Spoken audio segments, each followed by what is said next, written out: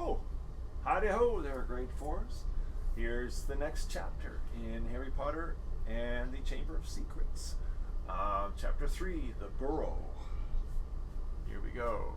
Ron, breathed Harry, creeping to the window and pushing it up so they could talk through the bars. Ron, how did you... What the... Harry's mouth fell open as the full impact of what he was seeing hit him. Ron was leaning out of the back window of an old turquoise car, which was parked in mid-air. Grinning at Harry from the front seats were Fred and George, Ron's elder twin brothers. All right, Harry? What's been going on? Said Ron. Why haven't you been answering my letters? I've asked you to stay about 12 times, and then Dad came home and said you've got an official warning for using magic in front of muggles. It wasn't me. And how did you know? Or how did he know? He works for the ministry, said Ron. You know we're not supposed to do spells outside school. Bit rich coming from you, said Harry, staring at the floating car. Oh, this doesn't count, said Ron. We're only borrowing this. It's Dad's. We didn't enchant it, but doing magic in front of those muggles you live with, I told you I didn't. But it'll take too long to explain now. Look, can you explain to them at Hogwarts that the Dursleys have locked me up and won't let me come back? And obviously I can't magic myself out because the ministry will think that's the second spell I've done in 3 days, so... Stop gibbering, said Ron. We've come to take you home with us. But you can't magic me out either. We don't need to, said Ron, jerking his head toward the front seats and grinning. You forgot who I've got with me.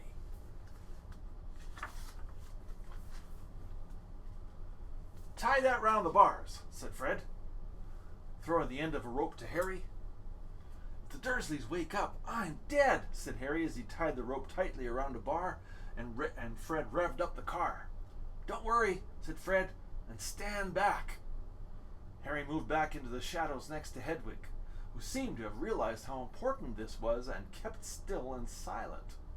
The car revved louder and louder, and suddenly, with a crunching noise, the bars were pulled clean out of the window as Fred drove straight up in the air. Harry ran back to the window to see the bars dangling a few feet above the ground. Panting, Ron hoisted them up into the car. Harry listened anxiously, but there was no sound from the Dursleys' bedroom. When the bars were safely in the back seat with Ron, Fred reversed as close as possible to Harry's window. Get in, Ron said. But all my Hogwarts stuff, my wand, my broomstick. Where is it? Locked in the cupboard under the stairs, and I can't get out of this room. No problem, said George from the front passenger seat. Out of the way, Harry. Fred and George climbed carefully through the window into Harry's room. He had to hand it to them, thought Harry, as George took an ordinary hairpin from his pocket and started to pick the lock. A lot of wizards think it's a waste of time knowing this sort of muggle trick, said Fred, but we feel their skills worth learning, even if they are a bit slow. There was a small click and the door swung open. So, we'll get your trunk. You grab anything you need from your room and hand it out to Ron, whispered George. Watch out for the bottom stair, it creaks, Harry whispered back as the twins disappeared onto the dark landing. Harry dashed around his room, collecting his things together and passing them out of the window to Ron. Then he went to help Fred and George heave his trunk up the stairs. Harry heard Uncle Vernon cough. At last, panting, they reached the landing, then carried the trunk through Harry's room to the open window. Fred climbed back into the car to pull with Ron, and Harry and George pushed from the bedroom side. Inch by inch, the trunk slid through the window. Uncle Vernon coughed again. A bit more, panted Fred, who was pulling from inside the car. One good push. Harry and George threw their shoulders against the trunk, and it slid out of the window into the back seat of the car. Okay, let's go, George whispered. But as Harry climbed onto the windowsill, there came a sudden loud screech from behind him, followed immediately by the thunder of Uncle Vernon's voice. That ruddy owl! I've forgotten Hedwig. Harry tore back across the room as the landing light clicked on. He snatched up Hedwig's cage, dashed to the window, and passed it out to Ron. He was scrambling back onto the chest of drawers when Uncle Vernon hammered on the unlocked door, and it crashed open. For a split second, Uncle Vernon stood framed in the doorway. Then he let out a bellow like an angry bull and dived at Harry, grabbing him by the ankle. Ron, Fred, and George seized Harry's arms and pulled as hard as they could. "Petunia!" roared Uncle Vernon. "He's getting away! He's getting away!" The Weasleys gave a gigantic tug, and Harry's legs slid out of Uncle Vernon's grasp. As soon as Harry was in the car and had slammed the door shut, Ron yelled, "Put your foot down, Fred!" and the car shot suddenly towards the moon. Harry couldn't believe it. He was free! He wound down the window, the night air whipping his hair, and looked back at the shrinking rooftops of Privet Drive. Uncle Vernon, Aunt Petunia, and Dudley were all hanging dumbstruck out of Harry's window. "See you next summer!" Harry yelled. The Weasleys roared with laughter, and Harry settled back in his seat, grinning from ear to ear. "Let Hedwig out," he told Ron. "She can fly behind us. She hasn't had a chance to stretch her wings for ages." George handed the hairpin to Ron, and a moment later Hedwig had soared joyfully out of the window to glide alongside them like a ghost. "So what's the story, Harry?" said Ron impatiently. "What's been happening?" Harry told them all about Dobby, the warning he'd given Harry, and the fiasco of the violet pudding. There was a long, shocked silence when he had finished. "Very fishy," said Fred finally. "Definitely dodgy," agreed George.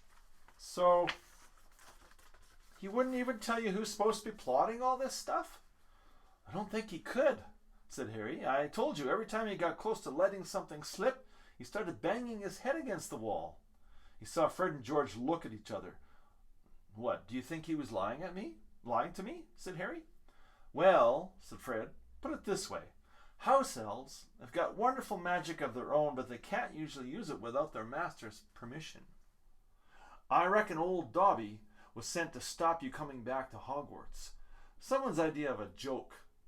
Can you think of anyone at school with a grudge against you?" "Yes," said Harry and Ron together instantly. "Draco Malfoy," Harry explained. "He hates me." "Draco Malfoy?" said George, turning round. "Not Lucius Malfoy's son?" "Must be. It's not a very common name, is it?" said Harry. "Why?" "I've heard Dad talking about him," said George. "He was a big supporter of you-know-who." "And when you-know-who disappeared," said Fred, craning around to look at Harry, "Lucius Malfoy came back saying he'd never meant any of it. Load of dung. Dad reckons he was right in you-know-who's inner circle." Harry had heard these rumors about Malfoy's family before, and they didn't surprise him at all. Draco Malfoy made Dudley Dursley look like a kind, thoughtful, and sensitive boy. "I don't know whether the Malfoys own a house elf," said Harry. "Well, whoever owns him will be an old wizarding family, and they'll be rich," said Fred. "Yeah, Mom's always wishing we had a house elf to do the ironing," said George. "But all we've got is a lousy old ghoul in the attic and gnomes all over the garden. House elves come with big old manors and castles and places like that. You wouldn't catch one in our house." Harry was silent. Judging by the fact that Draco Malfoy usually had the best of everything, his family was rolling in wizard gold, he could just see Malfoy strutting around a large manor house. Sending the family servant to stop Harry going back to Hogwarts also sounded exactly like the sort of thing Malfoy would do.